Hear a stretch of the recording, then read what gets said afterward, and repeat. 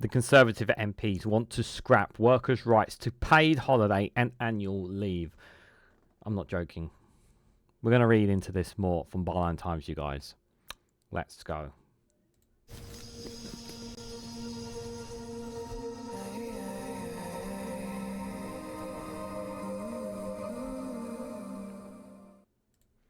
Good morning, good afternoon, good evening, wherever you are in the world. This is Reganelite here with an article from Byline Times with the headline that Conservative MPs want to scrap workers' rights to paid holiday and annual leave.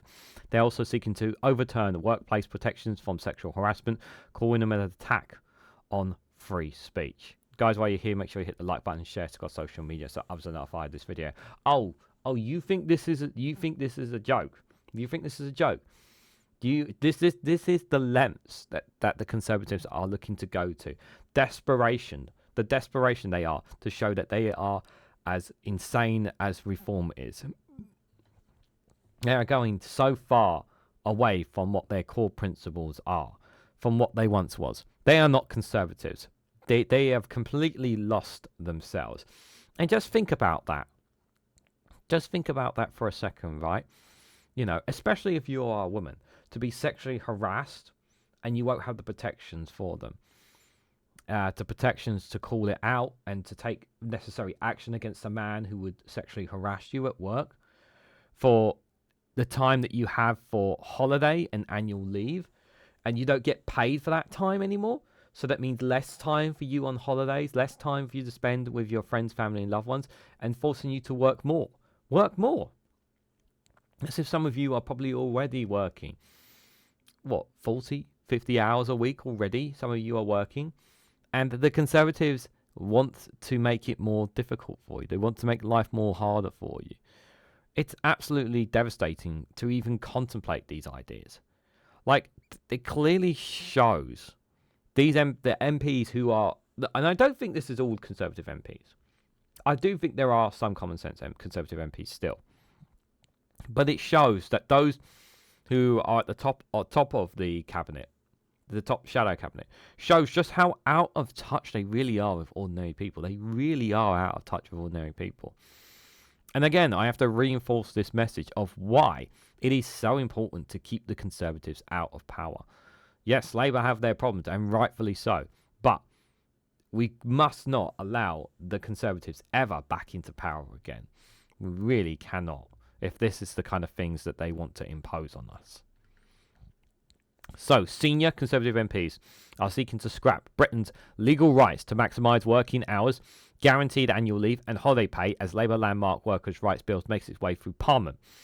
The Conservative MPs on the Bill Scrutiny Committee, the Shadow Business Minister Greg Smith, Assistant Whips Nick Tomery and Sir Ashley Fox and Peter Bedford have sought to table amendments to Labour's Employment Rights Bill that would strip workplace protections from millions of British workers, including the complete removal of maximum working hours regulations.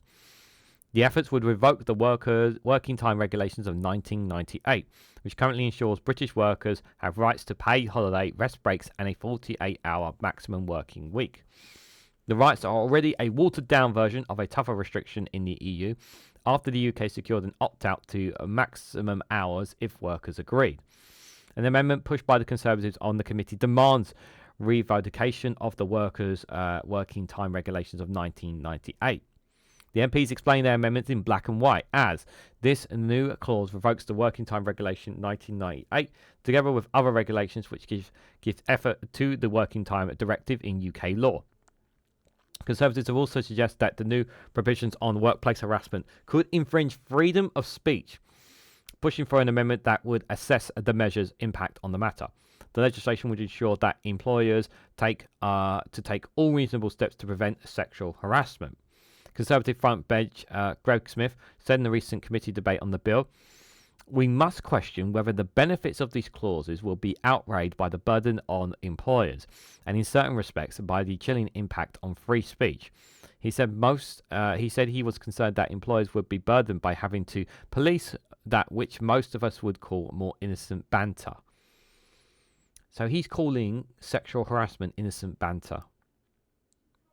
This is what Greg Smith is saying, guys. He's calling it innocent banter.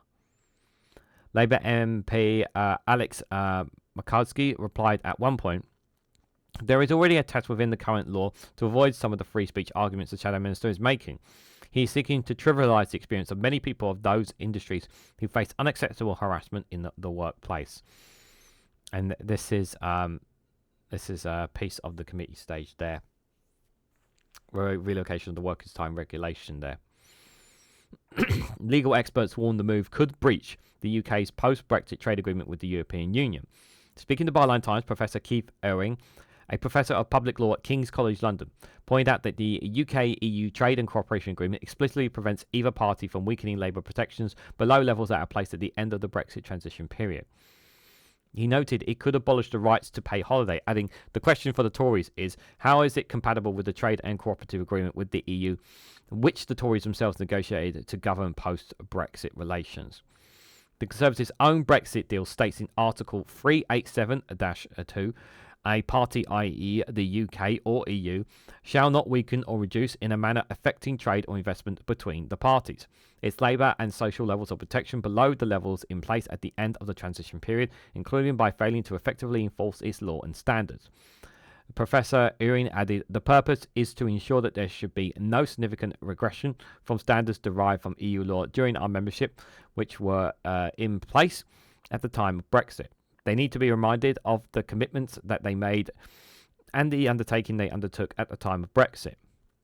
Lord John Henley KC, a leading employment law expert and Labour peer, told Byline Times that Conservatives always hated the Working Time Directive, and they thought Brexit would get rid of them. The Conservative MPs are also pushing to allow companies employing fewer than 500 people to unfairly sack staff within 2 years. This is quite a lot of accusations that Byline Times are making as well. Like, this is very, very strong. And I do say accusations because, like, this is what they are stating. But, there are one or two, obviously, this one here, this is quite a big statement to make. To say this, but, the other things here, like what Conservative MPs said, that's here. But they're saying here, this is what Conservative MPs are pushing for. I really hope this is not true. I really, really hope this is not true from Conservatives. Because again, it's re-emphasising how much we cannot trust the Conservatives. Their move states, in their words, this amendment would exclude employers with fewer than 500 employees from the removal of the qualifying period for the right not to be unfairly dismissed. This is outrageous if true. Workers will have no rights. More than ever, if you are a worker, you must join a union to protect yourself. This means at least 80 million employees, the number currently employed by small and medium-sized businesses, could continue to be unfairly dismissed until 2 years in the same job. Naomi Smith, the chief executive of pro-EU group Bedford, Britain, said, "For some, Brexit has always been a race to the bottom on standards, and this wouldn't be the first time the Tories have attempted to break this international agreement, which they negotiated and signed." She added the EU has led the world in enhancing workers' rights, safety standards and environmental protections. The UK government should, at a minimum, keep partly with our largest markets through policy of beneficial regulatory alignment. The raft of Conservative amendments, which may not be selected for a vote, also include proposals to increase strike notice period. Unions must give employers from the 7 under the bill to 21 days, requiring cost assessments, and for various other workers' protection measures, including the new negotiating body for the school support staff. That's BS. Unions should be able to just strike without notice. I hate that it's already 7 days, and they want to include it to 21. Take away any defence that workers have. James Harrison, director of the Institute of Employers' Rights, while supporting the overall bill, warned it contains many backdoors and loopholes for employers to continue to exploit workers. He cautioned against the Conservatives' wrecking amendments that could create further trapdoors in the bill by those lobbying on behalf of unsculptured employers' interests. Labour's Employment Rights Bill is the most wide-ranging expansion of workers' rights in the UK in at least a generation.